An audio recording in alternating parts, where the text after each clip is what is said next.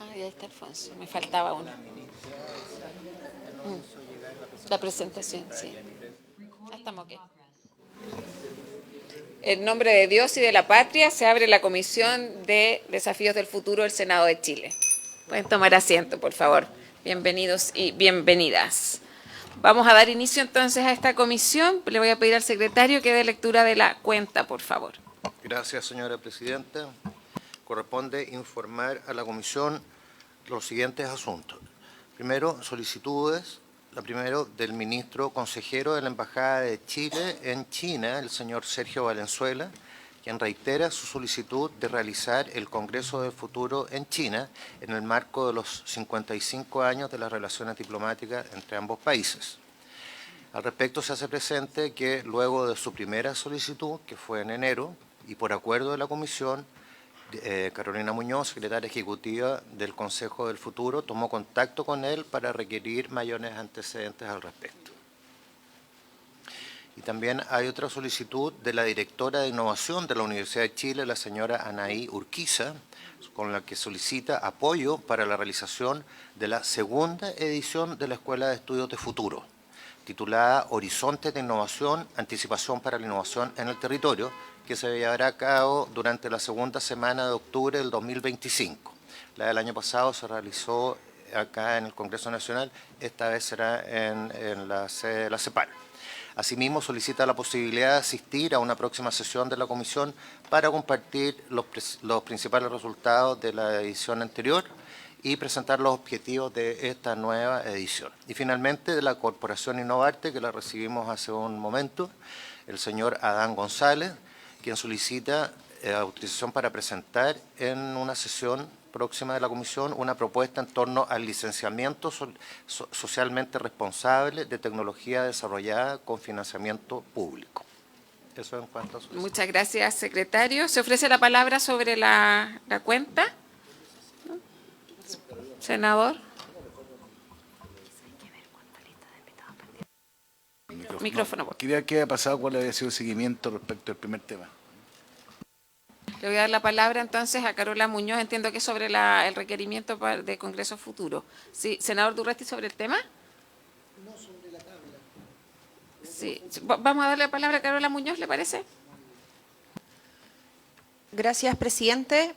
Efectivamente, como la comisión me solicitó hacer más averiguaciones al respecto, comentarles que el ministro consejero de la Embajada de Chile en China es quien tiene la intención de organizarlo en el marco de los 55 años de las relaciones diplomáticas. Quienes tendrían interés es la Academia China de Ciencias, que es una particularidad distinta a los otros congresos futuros internacionales que se ha hecho, porque en los otros congresos hay al menos un parlamentario, es el que pide que se realice con el apoyo del Congreso de ese país en particular. Por lo tanto, lo que nosotros desde el Consejo hicimos fue tomar contacto con él, que nos diera mayores detalles. Él tiene una lista de algunos temas que podrían ser de interés. Sin embargo, entiendo que nosotros desde el Consejo no podemos avanzar sin el ok de la Comisión de si avanzamos o no en este tema en particular y con este país en particular. Sí, yo ahí les propongo, porque también no sé si el Ministerio de Relaciones Exteriores está al tanto de esto. Yo le pediría a Carola que recabemos aún mayores antecedentes tomando contacto directamente con el Ministerio de Relaciones Exteriores, porque entiendo que es un actor relevante antes de definir cualquier cosa en este tema. Ok, quedamos en eso entonces, acordado. Senador Durresti. Muchas gracias, presidenta. Saludar por su intermedio. Absolutamente de acuerdo con lo de China, que se haga institucionalmente, por la relevancia. Es importante también que nos pidan apoyo o colaboración, pero particularmente con el gobierno chino, hacerlo lo más institucionalmente posible, con las contrapartes y todo lo que tenga que hacer. Presidenta, yo tengo un inconveniente práctico, tengo una audiencia a las 4 con el ministro de Vivienda y le anticipaba a la ministra Echeverry 2 puntos que me parece importante que poder consignarlos, al menos en la discusión. Hemos conversado a propósito de alguna información que ha estado saliendo de la NIT, de la Agencia de Información sobre algunas situaciones que son anómalas. Entonces es importante ver la profundidad de esa situación, qué cambios han habido, qué es lo que ha ocurrido. Nosotros en la presidencia del senador Coloma dimos muchas discusiones, estuve en la NIT, he presentado algunas, he hecho varias presentaciones y la ministra al menos me señala por dónde va, digamos. Entonces es bueno, ministra, más que una sesión, poder explicarnos o que nos hagan llegar qué es lo que se está haciendo en esa discusión. Y lo otro, que creo que es importante también, Presidenta, usted en su condición hoy día de ejecutivo de esta comisión, nosotros tramitamos una ley que también se discutió extensamente en esta comisión, que es la ley Papitos Corazón, respecto de aquellas personas que son postulantes a becas de la NIT. El año pasado tuvimos 2 casos de gente que es deudora de la NIT, que fueron beneficiarios. Se estableció una legislación, dimos una discusión re importante, la ministra participó, se propuso, incluso se trajo al director nacional del registro civil para ver una fórmula, el Ministerio de la Mujer, y tenemos la información de que en la comisión mixta, se genera una comisión mixta ahora de ambas cámaras, en que más que rechazado, se abstuvo una enorme cantidad de diputados, y el proyecto viene negativo, digamos. Y fue una discusión que la dimos en esta comisión, principalmente donde descubrimos o observamos que había un vacío para la ley de deudores de pensión y que lo extrapolábamos o lo extendíamos. Entonces, yo lo que le pediría que esta discusión, ya siendo en tercer trámite, la ministra no me cabe duda que lo va a seguir viendo por la preocupación y la temática sectorial que tiene, pero al incluir mujer y otros ministerios, es que pudiéramos oficiar al Ministerio de Secretaría General de Gobierno, de la Presidencia, para que, digamos, no se pierda lo ganado, si se podrá mejorar algo en la mixta o excluir algo, pero creo que el proyecto apuntaba a un propósito en que además era unánime, en que señalábamos que aquellas personas que están en este registro no sean beneficiarias en una etapa determinada, hubiera transparencia. O sea, no es una ley compleja y creo que es autoexplicativa. Puede no haberse entendido en la Cámara y por tanto se genera esta mixta. Entonces, a lo que quiero hacer, yo ya hablé con la ministra Lobos, hablamos recién con la ministra, todos estamos de acuerdo, pero creo que, digamos, quizás no se explicó, y por lo mismo es importante que podamos llegar a esa mixta, aprovechemos la discusión que se hizo, con expertos, con cifras, con registro civil, entonces que no se pierda eso, y pedir excusa que me voy a ausentar por ir al Ministerio de Vivienda un poco antes. Gracias. Lo consideraremos, senador Durresti, y quedaríamos sin quórum.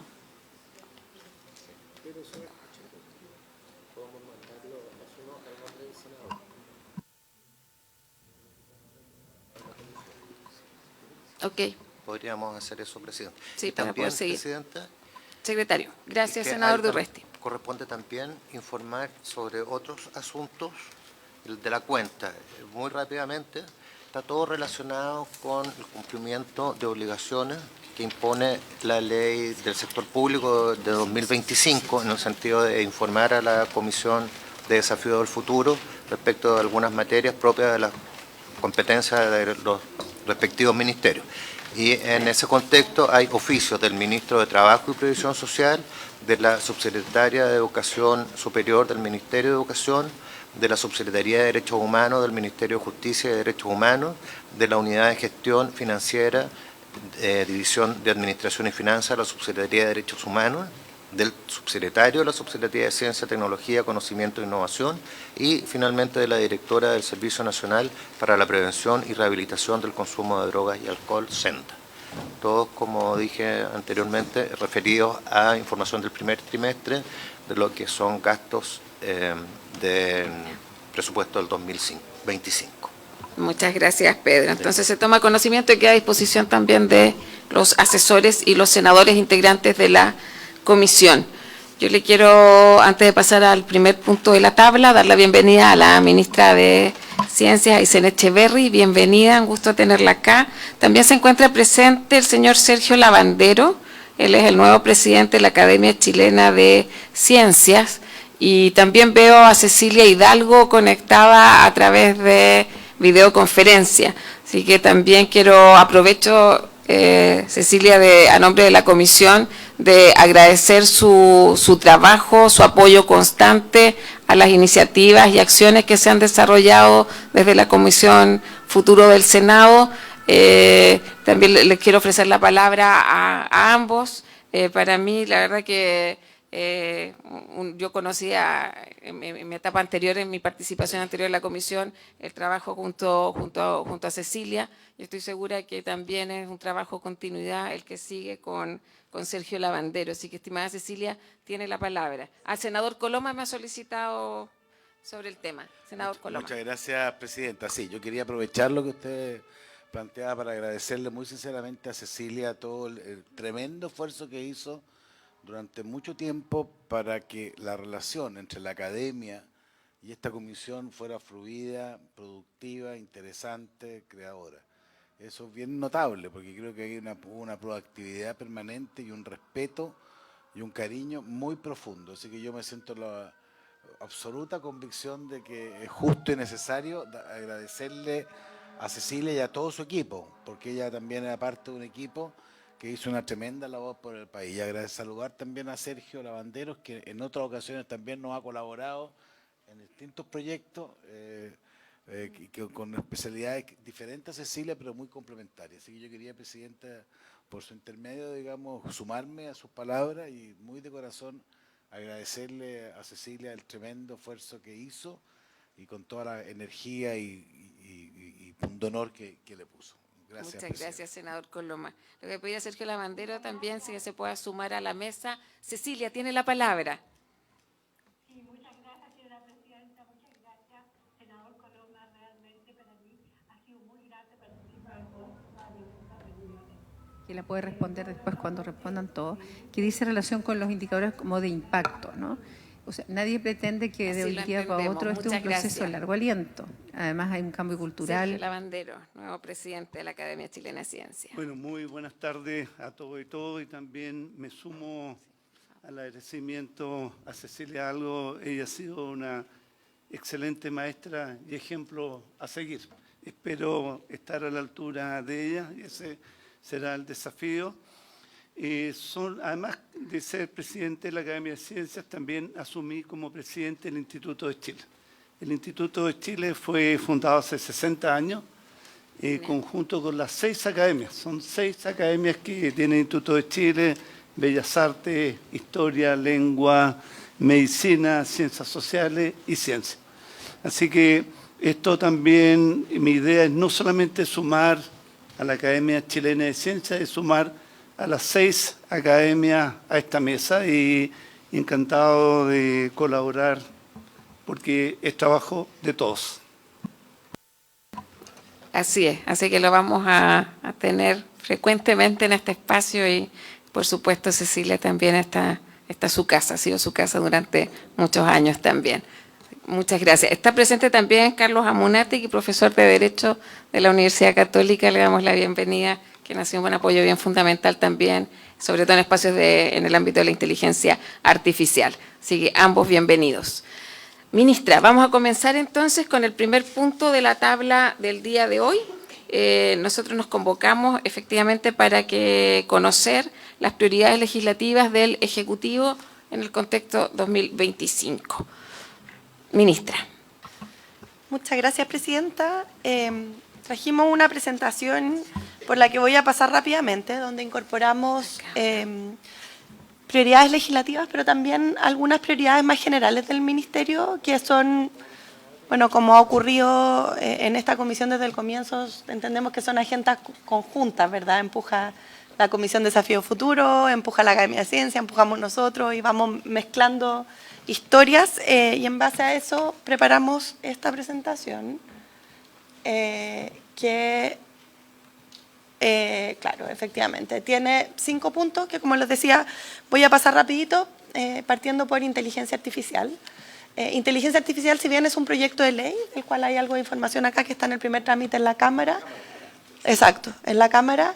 Es un trabajo mucho más amplio que contempla una política y un plan de acción que se ha ido desarrollando a lo largo de los últimos, yo me atrevería a decir, 5 o 6 años. Esto partió en la administración anterior, si podemos pasar a la siguiente.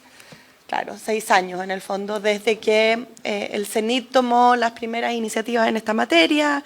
Luego de eso se convocaron comités de expertos, se hizo una primera consulta pública, se desarrolló una primera política. Posterior a eso, con el cambio de administración, se retomó el trabajo. En esta misma comisión se llevaron adelante distintas mesas, 4, si mal no recuerdo, que emitieron informes en estas áreas. Trabajamos con la UNESCO en hacer un análisis y una evaluación del estado de madurez de nuestro país. Se desarrolló una nueva versión de la política que es una actualización de la anterior y que incorporó criterios vinculados al uso responsable y ético de la inteligencia artificial y una hoja de ruta o un plan de acción más bien, que es el que ha guiado el trabajo del Ejecutivo durante este periodo de tiempo. Lo menciono porque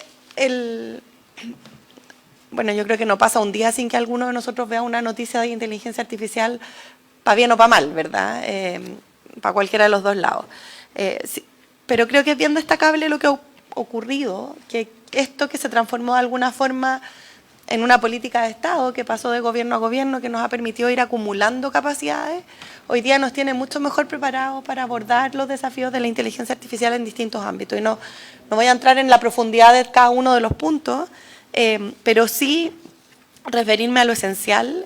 La política trabaja hoy día en torno a estos 3 ejes: factores habilitantes, desarrollo, adopción, gobernanza y ética.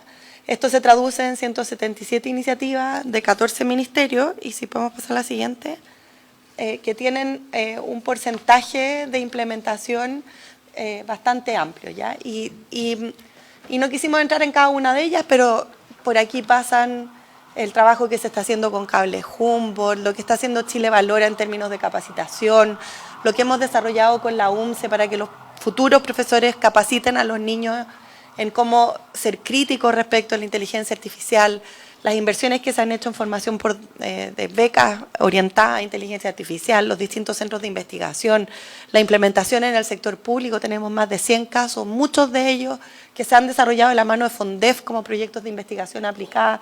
Es decir, hay un universo de acciones en materia de inteligencia artificial que es muy amplio, que por supuesto no todas son llevadas adelante por el Ministerio de Ciencia, pero que sí el Ministerio de Ciencia, a través de estos instrumentos, el plan de acción, la política y el comité de ministros, logra como darle seguimiento, ¿verdad? Y eso nos permite tener una acción coordinada y creo muy robusta y muy transversal y con un apoyo muy generalizado en esta área, y eso es una muy buena idea. Dale a la siguiente, por favor.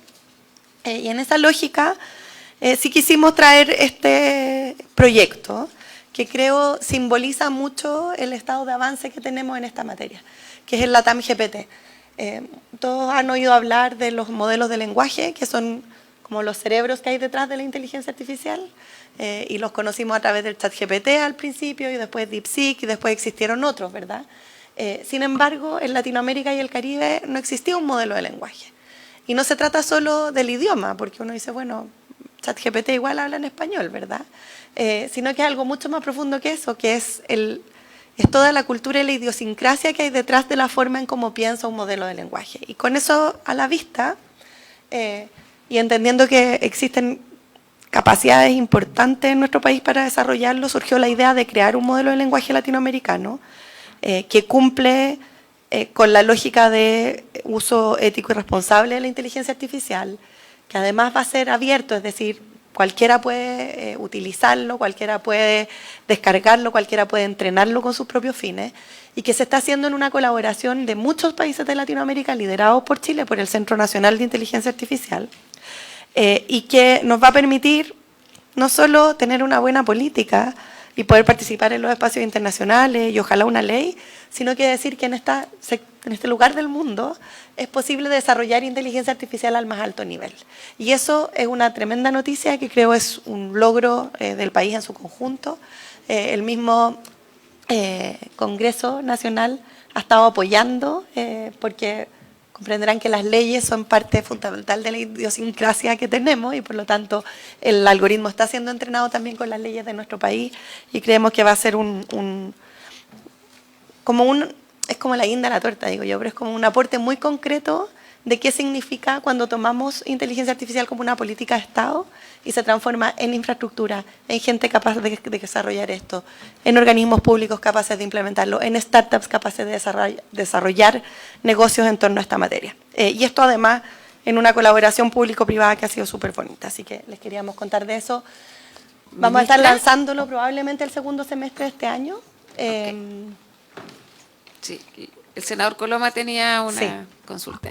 Sí, que me encuentro muy importante, digamos, como relevante esto. Entonces, si podía explorar un poco más respecto, por ejemplo, cuando sea abierto, porque es una cosa bien que es apasionante, pero que es compleja, porque si es la TAM, tiene algún grado de que es público también, pero si es abierto, ¿cómo se ingresan los datos? O sea, porque yo imagino, presidente, usted sabe más que yo otras cosas, pero si uno se mete a la TAM GPT, supone que es una información medio oficial o no necesariamente, porque eso es parte del escenario que de repente me gustaría conocerlo, porque encuentro que es el tipo de cosas que... Gracias. Sobre el mismo tema, porque dada la complejidad que tiene, se entiende, y al menos lo escuché alguna vez en alguna gira tecnológica, claro que incluso en la dicotomía de idiomas, cuando era inglés versus español, las respuestas resultaban con mayor detalle, por decirlo de alguna manera, o más completas en inglés, porque el corpus de datos, al parecer, era mucho más consistente y probablemente con un mayor número de información. Ahora versus inglés Latinoamérica, también hay una suerte de lo que se decía ahí de representación cultural y también el tema de la soberanía tecnológica. Entonces, desde el sentido común uno imagina como ChatGPT, pero obviamente haciendo una apuesta. Yo creo que el tema de la variable de la soberanía tecnológica me parece súper interesante, porque después habría que hacer quizás la prueba en el español, como una apuesta que de hecho ha hecho España. Era en España, yo recuerdo que ocurrió esta conversación. Habría que ver qué pasa con los datos finalmente, la construcción. Si al final lo que uno construye es una matriz de datos con una lógica latinoamericana, ¿no? Por eso yo creo que por ahí van nuestras consultas y le damos la palabra, ministra. Gracias, presidenta. Ya voy a tratar de explicarlo en formato de abogado. El modelo de lenguaje es un cerebro, no es una aplicación. Entonces, la TAM GPT no es algo que automáticamente yo voy a poder descargar en el teléfono o tener en mi computador, sino que es el corpus de datos, pero también el modelo entrenado, ¿verdad? A ese cerebro es necesario ponerle una boca o unas manos para que se pueda comunicar, ¿verdad? Entonces está el conocimiento, pero ese conocimiento tiene que salir a través de alguna aplicación y el que sea abierto significa que el cerebro va a estar disponible para el que lo quiera usar, pero luego las manos o la boca que le vamos a poner va a depender de los desarrollos que hagan otras y esos otros son los que finalmente puede ser oficial o no oficial, pero son los que son responsables de cómo se utiliza este cerebro.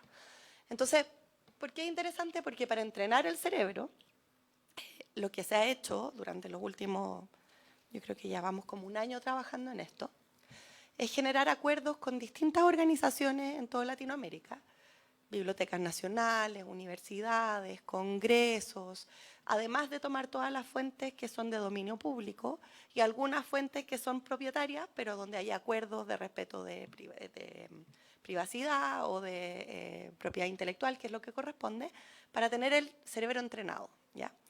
¿Qué queremos decir con el cerebro entrenado? Si el cerebro está y yo quiero generar un chatbot con el que quiera conversar usando la TAM GPT, tengo que descargar ese cerebro y decirle, mire, usted va a contestar este tipo de preguntas para este tipo de casos y por lo tanto hacer un desarrollo por sobre el cerebro. ¿Por qué es interesante y por qué tiene mucho que ver con soberanía tecnológica? Porque en el fondo nos da una herramienta que va a estar disponible para cualquiera, para gobierno, para congreso, para empresas que quieran hacer sus propios desarrollos, para universidades que lo quieran utilizar, para colegios, para lo que sea, y les va a dar como el cimiento sobre el cual pueden construir estas otras cosas. Y ese cimiento está entrenado con nuestra cultura y nuestra idiosincrasia y por lo tanto los datos reflejan nuestra historia, nuestra cultura, nuestro clima.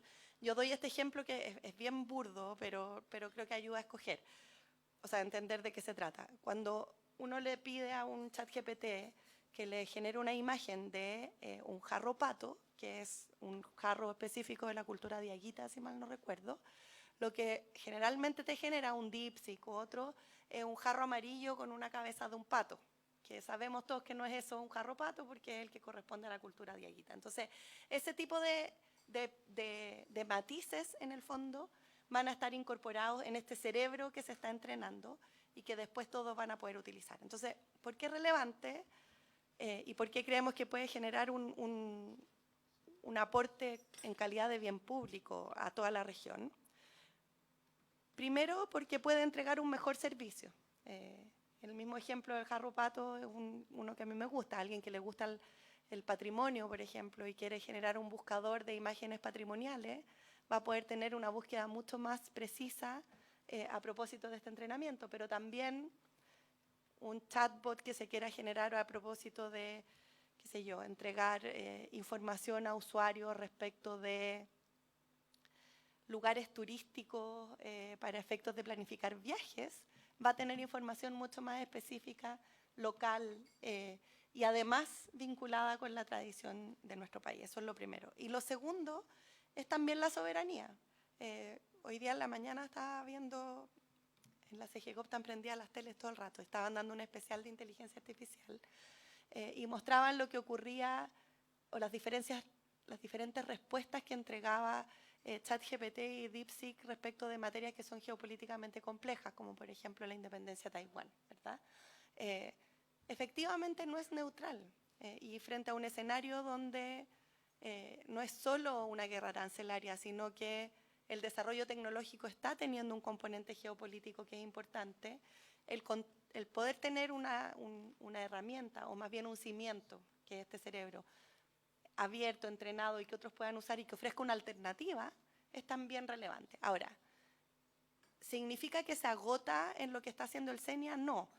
Una vez entrenado el cerebro, uno lo puede descargar y utilizar para lo que estime conveniente y seguir entrenándolo con más información. Por ejemplo, nosotros en ciencia podríamos tener una versión del LATAM GPT y decidir entrenarlo con, por ejemplo, toda la información científica generada en la NIP y todas las tesis de doctorado que se han hecho. Y a partir de esa información, pedirle a esa inteligencia artificial que nos hiciera, por ejemplo, recomendaciones de política pública en base al conocimiento existente en la agencia y tal. Y después podría tomarlo un colegio en su región, en Coyhaique, la gente ahí de Río Claro, ¿se llama? ¿Ah? No. De un establecimiento educacional Sí, hay uno, sí. Río Claro, que hacen unas Escuela cosas, Claro. que hacen unas cosas en ciencia con los niños, que es maravilloso. Podrían tomar este mismo modelo de lenguaje y, por ejemplo, entrenarlo con flora y fauna nativa de Coyhaique para enseñarle a los niños, ¿verdad? Esos elementos, algunos de esos van a estar ya en el modelo de lenguaje, pero otros se siguen entrenando como expansiones y versiones de este mismo LATAM GPT. Entonces, como el esfuerzo inicial, y ese va a quedar disponible para que otros lo tomen. Modelos como este abierto existen y se han desarrollado en otras partes del mundo. Yo me acuerdo cuando acompañamos al presidente a su gira por Emiratos Árabes. Emiratos había trabajado un modelo de lenguaje que era abierto para los países del Golfo, en el fondo, y lo estaban usando startups, universidades y otros, y tenía esta lógica de modelo abierto. Es súper bonito, tenemos que estar muy orgullosos de que se haya podido hacer con capacidades chilenas. Nosotros como Ministerio de Ciencia hemos estado ayudando en las conversaciones internacionales y consiguiendo apoyo, por ejemplo, de la CAF, que puso algo de recursos. El trabajo técnico lo hace el Centro Nacional de Inteligencia Artificial.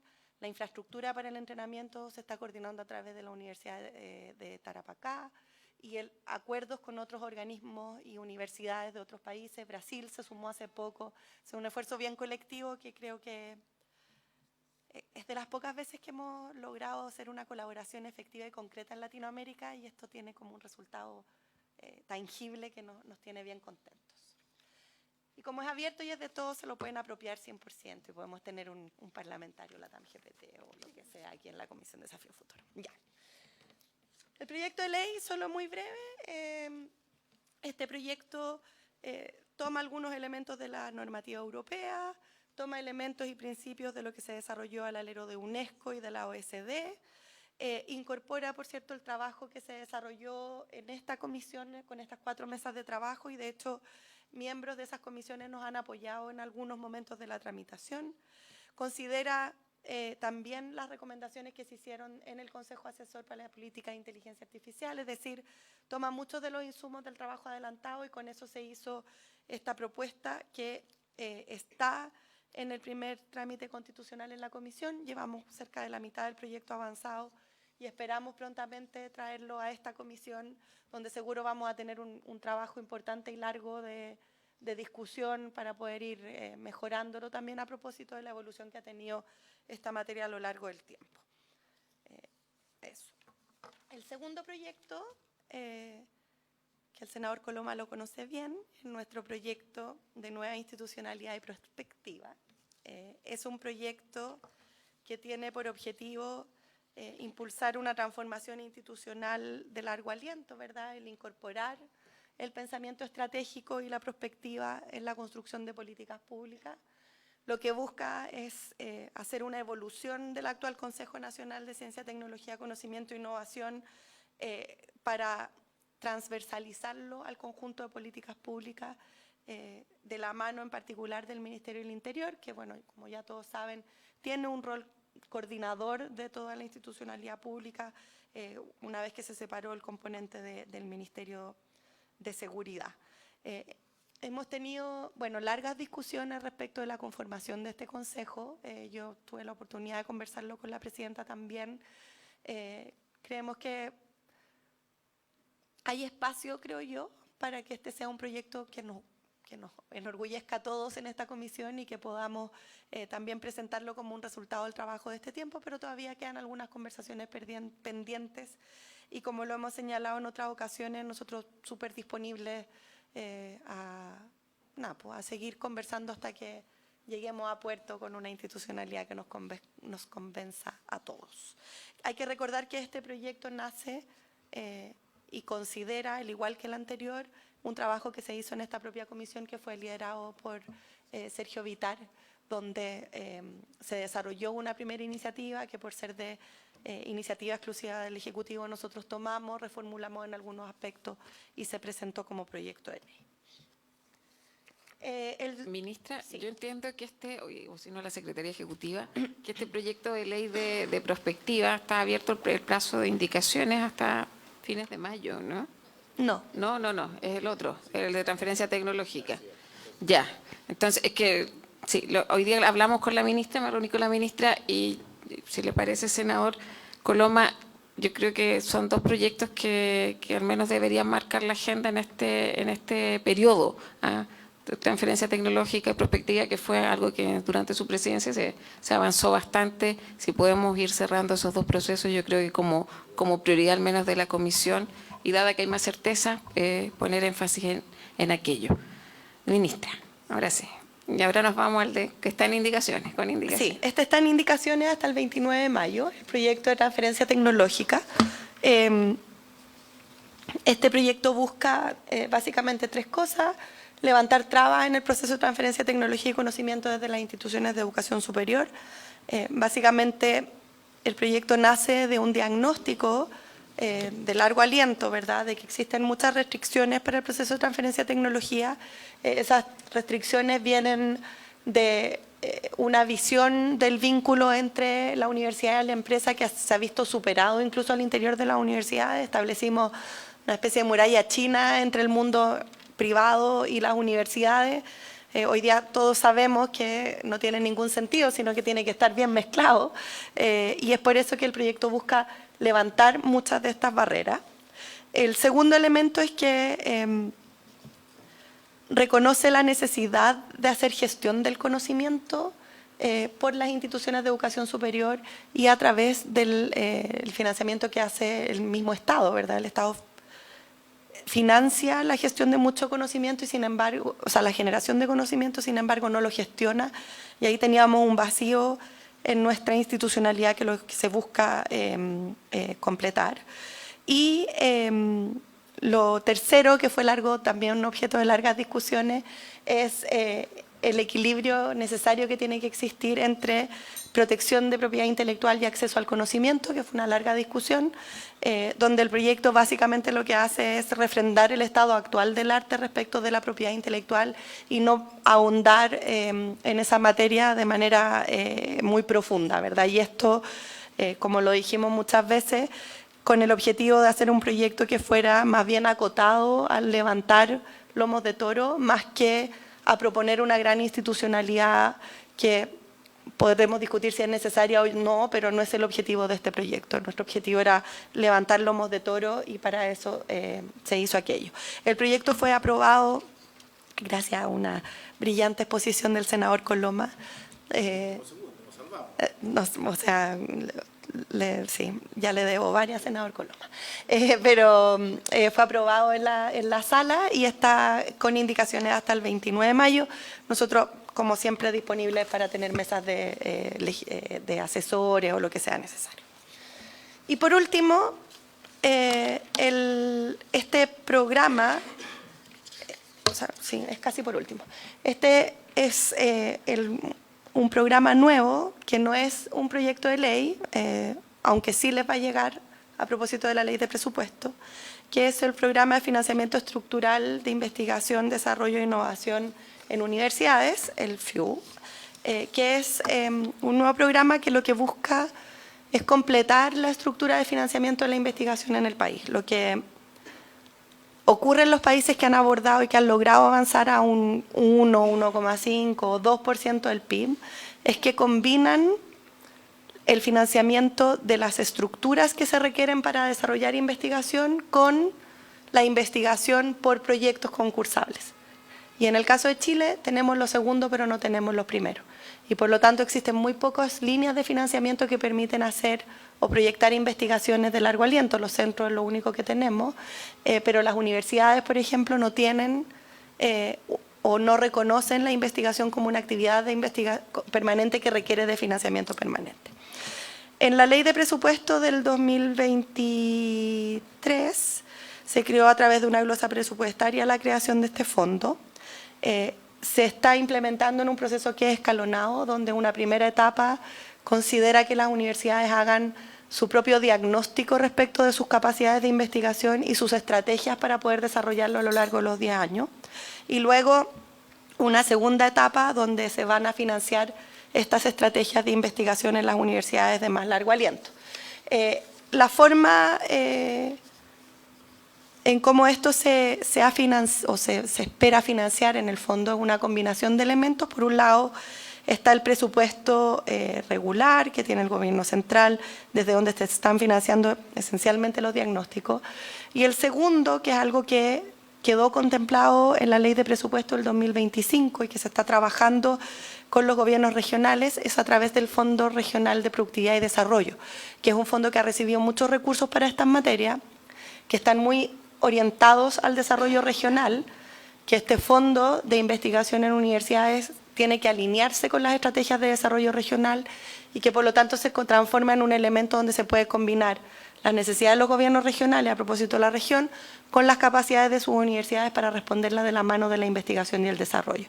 Y hoy día tenemos ya conversaciones bastante avanzadas con Antofagasta, con Magallanes, con con Atacama y con O'Higgins para que ese sea una posibilidad de financiamiento del fondo a largo plazo, sin perjuicio de lo que podamos hacer desde el gobierno central durante la tramitación de la ley de presupuesto del 2026. Y ahí con este sí termino, que son las iniciativas en materia de género. El senador Durresti mencionó algunas de ellas, que es este proyecto de ley que efectivamente está en la comisión mixta y de hecho mañana tenemos reunión con la SECPRES para ver cuál es la mejor estrategia para abordarlo. Pero no es la única, hemos actualizado nuestra política de género, se elaboró un plan de acción al 2030 que se trabajó con las instituciones de educación superior. Seguimos financiando los INES de género, que son una herramienta que permite crear capacidades al interior de las universidades. Se ha hecho la radiografía de género, la huella de género, que es un instrumento que nos permite analizar madurez de las instituciones. El proyecto de ley que ya comentaba el senador Durresti, y además de eso se han incorporado criterios de paridad en las becas, al menos de manera de ir abordando la brecha que todavía existe en esta materia en temas de investigación. Esa es la última línea de la presentación. Quiero sí abordar un temita muy pequeñito, que lo mencionó el senador Durresti, y aprovechando que está Sergio también presente, que es el trabajo que estamos desarrollando con la NID. La NID ha sido objeto, han existido desafíos que son relevantes en materia de gestión en los últimos meses. Esos desafíos se están trabajando colaborativamente con la Contraloría. La Academia de Ciencias ha sido muy generosa de ponerse a disposición del trabajo de la NID con la directora, con propuestas que estamos en proceso de implementación, que seguro van a ayudar muchísimo. Y además de eso, se hicieron ajustes en los equipos internos. Hace pocas semanas se le pidió la renuncia al subdirector que estaba a cargo de Fondesit en particular, que es donde se produjeron estos desafíos, así que ya estamos en mira a corregir y con una hoja de ruta ya trazada con los distintos actores para poder resolver a la brevedad posible los desafíos que se han planteado en las últimas semanas. Eso, Presidenta, muchas gracias. Muchas gracias, ministra. Se me olvidó saludar a Alexis Calergis y Leopoldo Soto, que siempre están presentes también. Muchas gracias. Yo quiero solo insistir, senador Coloma, que avancemos en perspectiva la próxima sesión, porque estamos en periodo de indicaciones de transferencia tecnológica, y con eso yo creo que tenemos una agenda más o menos fija para las siguientes comisiones.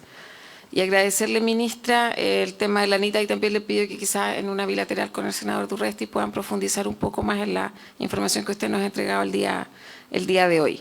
Se ofrece la palabra, senador Coloma, luego Sergio Lavandero. Yo comparto que si somos capaces de sacar esos dos proyectos, estamos ampliamente satisfechos. Lo importante es que ojalá tengamos, respecto del tema de prospectiva, tengamos un plazo por el cual resolver el tema. Si al final estamos con un tema que además tiene que pasar por salas, y esa es la preocupación nuestra, digamos, y estábamos más o menos cerca pero como que después se nos enfrió, digamos. Entonces yo quería ver si podíamos, no sé si la próxima semana, la próxima semana es regional, distrital. Vamos a citar después de la distrital para recrear un poco el proyecto. Claro, y tratar de...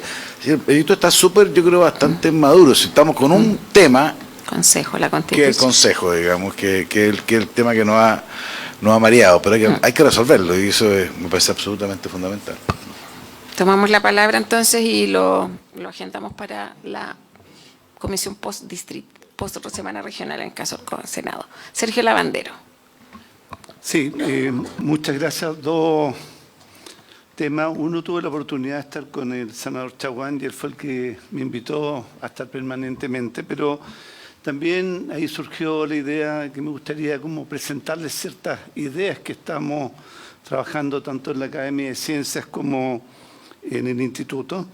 Y también un poco contarles, yo tuve la experiencia de estar en la reunión, la 52 del Global Science Forum de la OECD, y ahí uno puede tomar el pulso de lo que está ocurriendo. Y una de las cosas que me tiene preocupado es la velocidad con que nosotros operamos.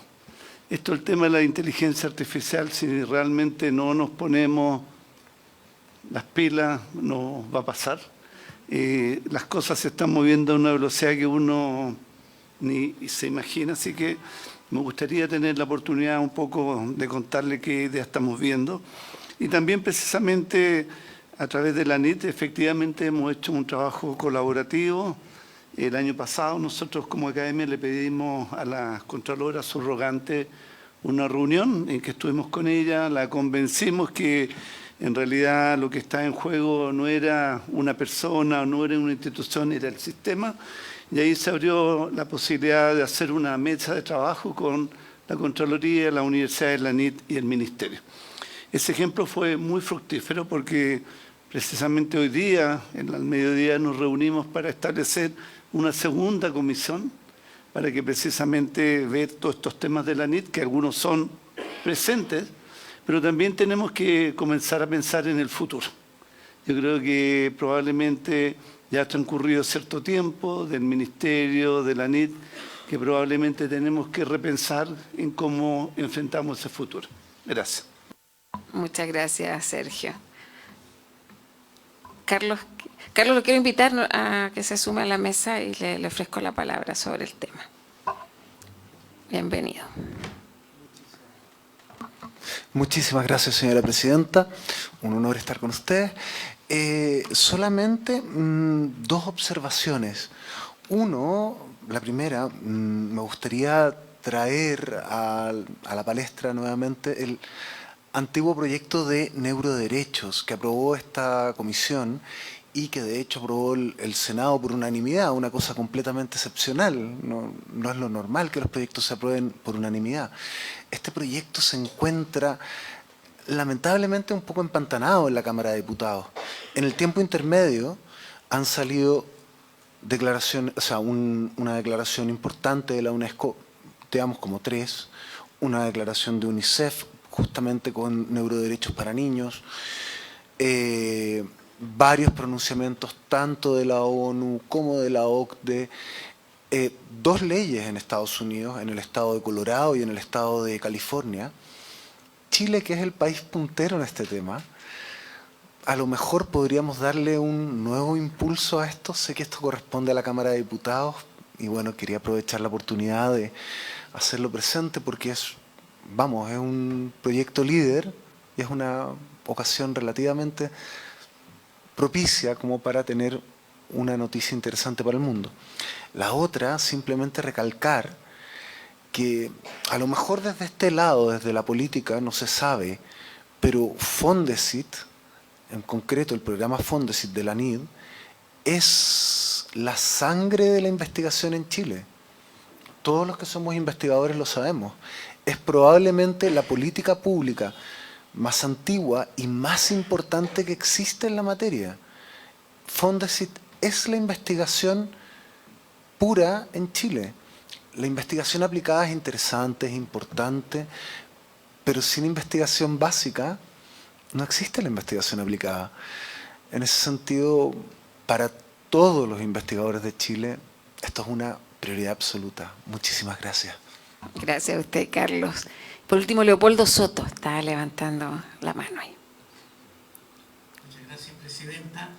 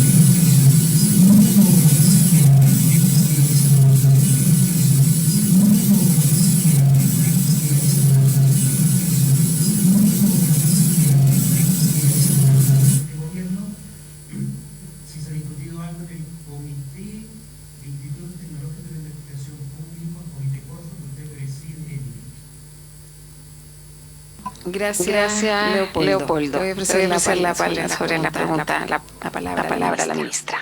Muchas gracias, presidenta. Efectivamente, nosotros, los institutos tecnológicos y de investigación públicos no son dependientes del Ministerio de Ciencia, pero trabajan con el Ministerio de Ciencia regularmente, particular a través de convenios de desempeño. La SECHEN es un ejemplo, lo es también el INACH, el IFOP, hay una serie de líneas, donde lo que hacemos es básicamente definir áreas que son prioritarias para el desarrollo de esos institutos y aportar con un financiamiento que permita que hagan investigación que va en general en la línea de creación de bienes públicos o algunas otras investigaciones más específicas, estoy pensando en el línea. Junto con eso se crea este comité interministerial de institutos tecnológicos públicos y de investigación, donde se establecen líneas para la creación de nuevos institutos y para el fortalecimiento de otros. Estos son recursos desde la Corfo, que se preside desde el Ministerio de Ciencia. Al alero de esa institucionalidad se creó, por ejemplo, el Instituto de Litio y Salares, que es el instituto público de investigación que acompaña la Estrategia Nacional del Litio y que lo que va a permitir es trabajar, por ejemplo, en mapas hidrogeológicos de los salares, proveer como bienes públicos plataformas de pilotaje para el desarrollo de tecnologías de extracción directa, en fin, una serie de otras cosas. Al alero de ese espacio, también, y pensando en cómo fortalecer a los ITIP de manera más robusta, se llevó adelante un estudio que la Secretaría Ejecutiva de la Corfo, por lo tanto lo desarrollaron ellos, para entender dónde estaban las fortalezas y las debilidades de estos institutos y cuáles eran los mejores mecanismos de financiamiento para llevar adelante. Ese trabajo se llevó al alero de esa comisión y podemos informar a esta comisión, si es que hubiera interés, cuál fue el resultado. La verdad es que cuando uno mira qué ocurre con los institutos, son súper diversos y cada uno es su propio mundo. Leopoldo lo sabe bien, la SECHEN es muy distinto al INACH y es muy distinto al IFOP. Cada uno depende en gran medida de su mandante y de cuál es la misión pública que desarrollan. Sin perjuicio de eso, sí, el que puedan tener capacidades de investigación es muy útil porque permite tomar buenas decisiones, permite generar información para el Estado en distintas materias. Cernageomin, por ejemplo, que tiene información respecto de la ley de los minerales y de otras cosas, y eso sin duda es algo que robustece y lo ha hecho históricamente el proceso de creación de políticas públicas o de toma de decisiones por parte de los organismos públicos. Gracias, ministra. Entonces le vamos a pedir ahí la información que comprometió la ley de neuroderechos. Propongo que enviemos un oficio a la Cámara de Diputados requiriendo el estado del arte y bueno, los buenos oficios también que podamos hacer en esa materia para darle celeridad a esa tramitación. Sergio Lavandero. No, un mensaje de Cecilia que quiere tomar la palabra. Cecilia. No, tiene la palabra, estimada Cecilia.